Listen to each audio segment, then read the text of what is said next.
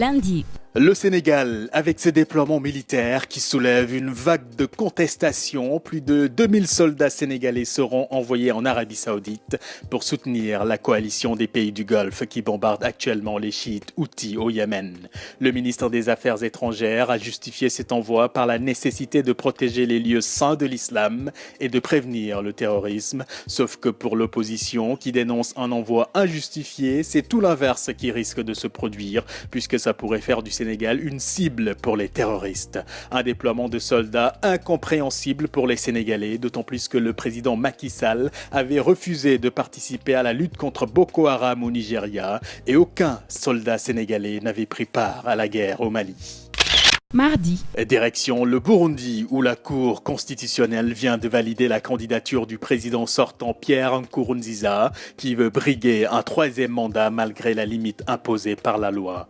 Élu en 2005, réélu en 2010, il pourra donc participer à la présidentielle le 26 juin prochain et ce en dépit de la contestation des opposants qui manifestent dans la capitale Bujumbura depuis sa désignation comme candidat par son parti.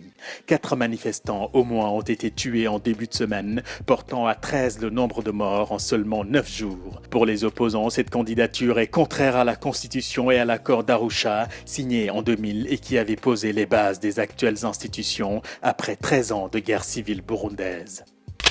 Mercredi. C'était attendu, c'est désormais officiel. La Centrafrique va engager des poursuites contre les 14 militaires français soupçonnés de viol d'enfants à Bangui. C'est quand même des actes très graves, a déclaré le ministre de la Justice lors de la première réaction officielle du gouvernement centrafricain à ce sujet. Des actes qui auraient été commis en 2014 dans un camp de déplacés situé près de la base de l'opération militaire française Sangaris.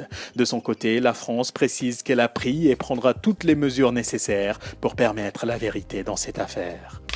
Jeudi. Contre toute attente, David Cameron a remporté une nette victoire aux élections législatives en Grande-Bretagne. Non seulement le Premier ministre sortant est assuré de rester au 10 Downing Street, mais sa formation, le Parti conservateur, est en passe de remporter suffisamment de sièges pour gouverner seul. Selon les résultats partiels, il devrait obtenir la majorité absolue à la Chambre des communes, avec plus de 300 sièges. Les indépendantistes écossais réalisent un excellent score. Ils remportent presque intégralement les sièges d'Écosse, un pas de plus en faveur de l'indépendance, après les 45% de oui remportés lors du référendum de septembre dernier.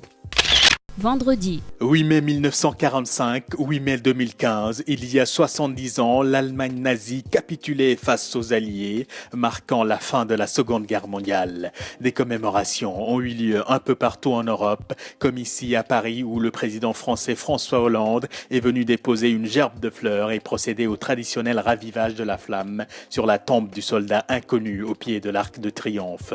Une journée de souvenirs qui oublie trop souvent d'honorer la mémoire des tirailleurs sénégalais, ces anciens combattants venus d'Afrique qui ont largement contribué à la victoire de l'armée française. Le Monde, le Sénégal, Adieu News. L'info avance. Bon week-end et bonne semaine.